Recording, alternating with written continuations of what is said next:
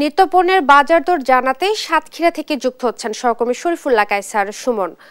সুমন, আপনি তো বাজারে রয়েছেন, তো বাজারে এসে কি বলছেন ক্রেতারা আমাদেরকে জানাবেন।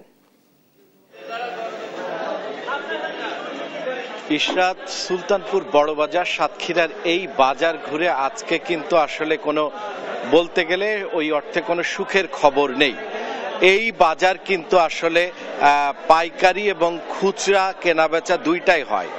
এখানে পাইকারি যে দরে কেনাকাটা হয় ঠিক সেই দরেই বিক্রি করে এখানকার, সেই অনুযায়ী বিক্রি করে এখানকার বিক্রেতারা। তো এখন কিন্তু এইবার কিন্তু দেখা গিয়েছে যে আজকের যে বাজার দর, সেই বাজার দরে কিন্তু কোনো স্বস্তি বা সুখের খবর আপনার কাছে আমরা পৌঁছতে পারছি না। এর কারণ আজকে কিন্তু প্রতিটি কাঁচা পণ্যে আজকে দাম কিন্তু তুলনামূলক বেড়ে গিয়েছে। আজকে কিন্তু বেগুনের দাম কিন্তু সেই আকাশচুম্বী 80 টাকা ছাড়িয়েছে। একই অবস্থা কিন্তু প্রতিটি কলা 60 টাকা, পেঁপে 25 টাকা, পটল 50 টাকা, এই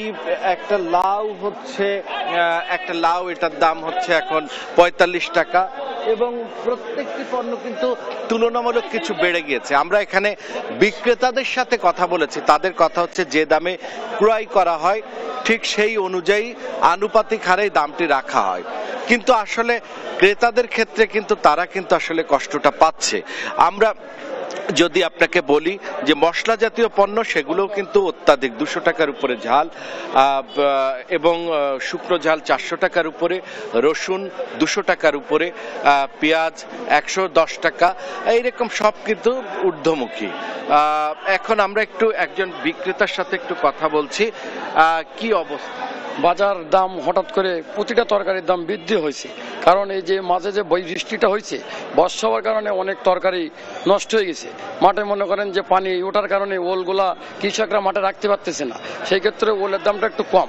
তাছাড়া অন্য যে তরকারি ঘেরের যেগুলো হয়, লাউ বা বরবটি বা অন্য খিরা শসা, অন্য সব কিছুর দামই বেশি। একটা লাউ আপনি মনে করেন এখন 50 থেকে 45 টাকা।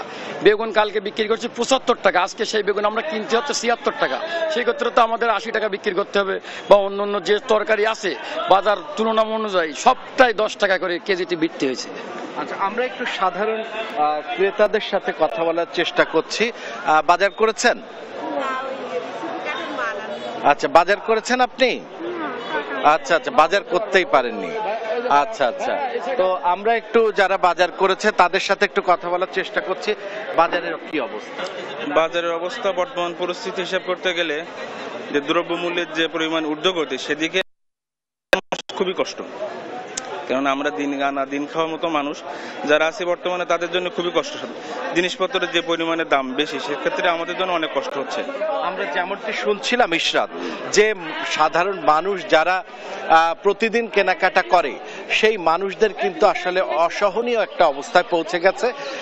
একদিন একটু কমলে পর 5 দিন একেবারে সবকিছুর দাম কিন্তু একেবারে ঊর্ধ্বমুখী থাকে। এই অবস্থায় বাজার ব্যবস্থাপনা এখানকার ক্রেতা ভোক্তাদের একটি জরুরি দাবি।